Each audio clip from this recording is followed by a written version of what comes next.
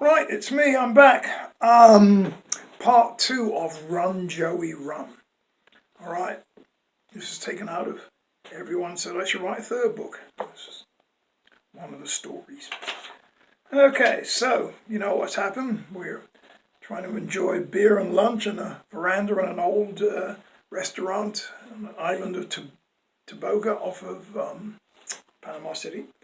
And there's a drunk and aggressive Russian who has his eyes on Joelle. So I'm at the front door trying to get it open before he comes out of the bathroom, which is 5 feet away. With a noisy screech, I yanked the door wide open and pushed Joelle through, following quickly and leaving the sticky door open. She turned right and started running down the narrow street. I heard a door open behind me just as I made my first step and turned right. Yvonne was done, and I hoped he hadn't seen me disappear through the entrance. I didn't stop to look behind, but took off after Joelle. She was moving as fast as her flip-flops would allow, not looking behind. "Run, Joey, run!" I yelled unnecessarily as I caught up with her. We zipped past a small stand where we had bought ice cream cones a couple of hours before. There were a bunch of people under the small awning, staying out of the heat, gossiping. They watched in amazement as we ran past them down the little street. No one ran on the island in this heat and humidity, except 2 crazy gringos. I looked behind, expecting to see a large, angry Russian seaman chasing us, but perhaps it hadn't dawned on his drunk brain yet that we had not stuck around for his idea of a party. We turned a corner and the street went uphill, slowing us. I pulled a bottle of water out of my pack as we now trotted along and handed it to Joelle. She took a swig and we picked up our pace. We were heading for the beach and the dinghy we'd left anchored there on a falling tide 2 hours earlier. Now we were on the beach road getting closer to the pier, and I could see our dinghy ahead, sitting high and dry on the sand, 100 yards from the water. Not good. We still didn't know if Yvonne was after us and didn't want to stick around to find out. Skidding to the right onto the sand, we stopped briefly to take off our sandals. I thought I saw someone back up the street running towards us. "What'll we do now, John?" Joelle asked, a little panicked. "The dinghy's so far from the water, maybe we should just leave it here and run down to Playa Restinga and swim out to Jojo." "No, we're not going to leave our dinghy and outboard here," I panted as we pulled up next to it. I bent over, breathing heavily, sweat pouring off me, then straightened up and looked behind us. Someone was on the promenade, looking towards us. I didn't want to waste time pulling out my binoculars to try and identify him. I just assumed it was the large Russian. I sprinted to the small anchor, which had buried itself deep as the ebbing tide had floated the dinghy toward the sea. I yanked and pulled and wiggled it and it broke free. "Okay, Joey, I think that's him back up the beach. Hurry, grab the rope on the port side and I'll grab the starboard. We're going to lift it a few inches off the ground and run it down to the water. I don't want to get into a fight with Ivan, because I'll probably come out the worst." I've got a drink of water. It's really hot and humid. With a thin rope in our hands, we hefted the 8-foot dinghy with its 4-horsepower motor attached to the transom and started down the beach, shuffling under the weight. Sweat streamed off us as we plodded across the sand, heads down, occasionally tripping over small rocks. The rope cut into our hands and the dinghy swayed in between us, bumping our legs and throwing us off balance. The sun burned down and it felt like we were struggling through molasses. It was fear that kept us moving forward. Not just the fear of what that big moron could do, but what the Panamanian police might do if they got involved. We reached the water and kept on going until the little grey dinghy was bobbing in a foot of water. Joelle was panting heavily, and so was I, as we flopped over the thwarts and tumbled onto the slatted floorboards.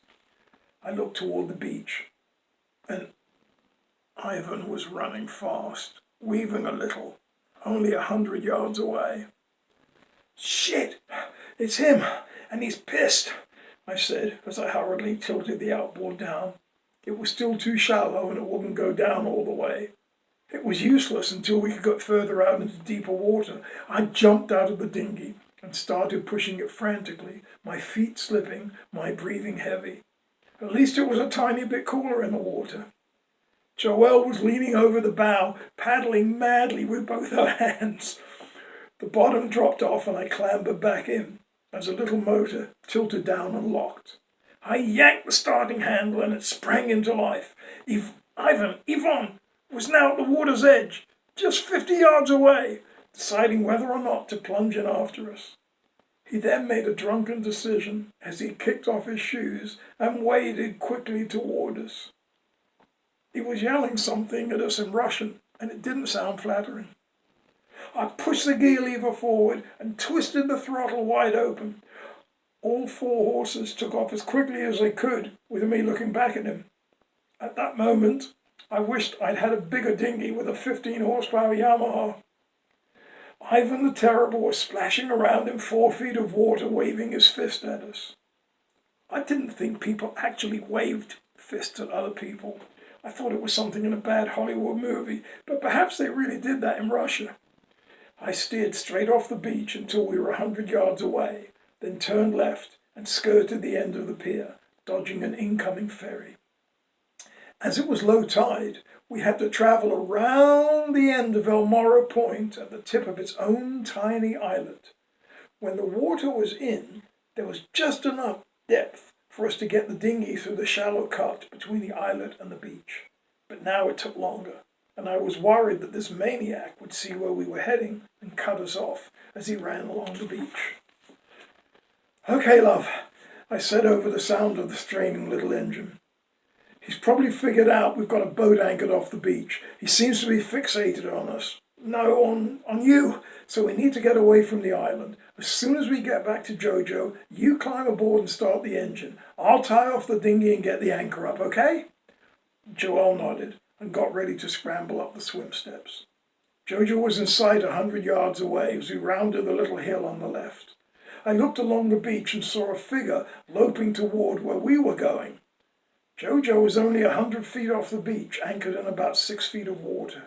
It was slack tide, so she bobbed around with what little wind there was coming from the bay, which meant she was facing out of the small anchorage.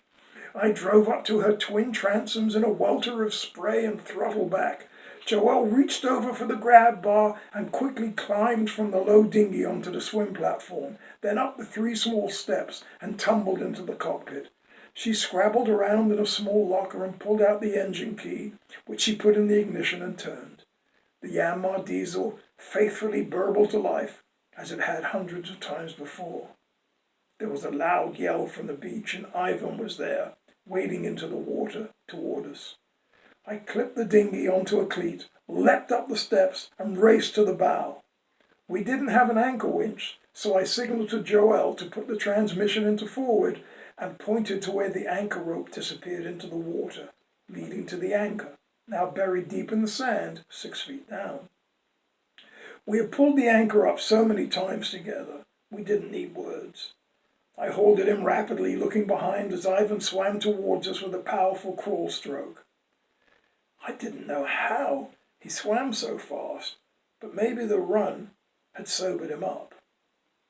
Whatever it was, although I was still a bit rattled, I was quite impressed with his persistence.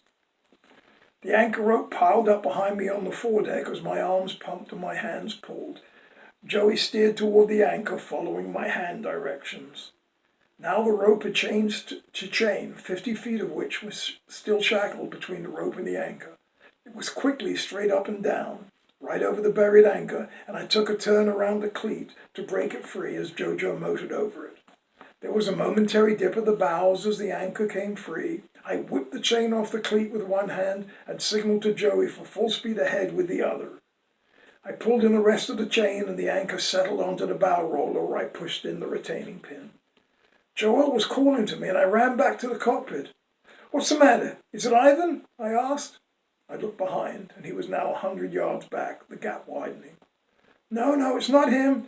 It's really low tide and there's rocks near us. I pulled the throttle back and we slowed down. Okay, you did great, Joey. I'll take over now, I said as she moved out of the way and let me behind the wheel. Why don't you grab us some cold water from the fridge, I suggested. I turned around to see Ivan treading water, again waving his fist at us a couple of 100 yards back. I stood on my seat and gave him a one-fingered salute, turned away from Tobago Island, and set a course for Panama City, 10 miles away. 4 years later, in 2004, we were again anchored off Tobago Island, having made our third passage through the Panama Canal aboard Lady Hawk, our 64-foot luxury trimaran. We were going to be starting our day charter business in conjunction with the Contadora Hotel in the Pearl Islands, but had a couple of weeks to hang out. We dinghied ashore and went for a walk. Thought we might finish those beers we had started 4 years earlier at the Hotel Chew. We strolled along the narrow street and bought ice cream at the same little stand.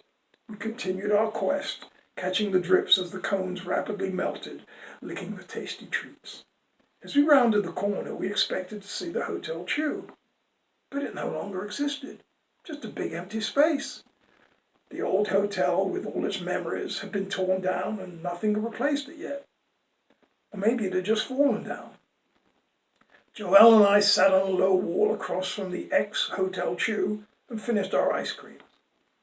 A gringo came ambling down the road, deeply tanned, wearing a tattered straw hat. He stopped and we got into conversation. He was an American, told us he'd been living in a little house on the other side of the island for a few years, and was on his way to town to buy some provisions. He seemed like an interesting character, and we offered to buy him a beer. As we sat around a little bar talking, we told him we were on the big trimaran anchored just off the beach. First time in Panama? He asked casually. No, we were here 4 years ago on our catamaran Jojo. In fact, when we just met you, Joelle and I were heading for the Hotel Chew to finish a couple of beers. We had to leave in a hurry back then. His ears perked up. Wait a minute. Was your catamaran painted green? He asked. Yes it was. Did you guys leave in a hurry because a drunk Russian sailor was chasing you? Yes, indeed. How do you know? Was my surprised reply. Are you kidding? Everyone on the island knows that story. You two are legendary here. Well, that's the end of that story. I think it's kind of funny. It was scary at the time. So it's the end of May, and this will be my last story until the fall, until the autumn leaves are falling. So I hope you've enjoyed all this. I hope you have a good summer. You can get out safely, socially distancing. Be careful. Be safe. Comment on my stories underneath the YouTube if you want. And have a great summer. And I'll see you probably the end of September. If any people want me to continue this then.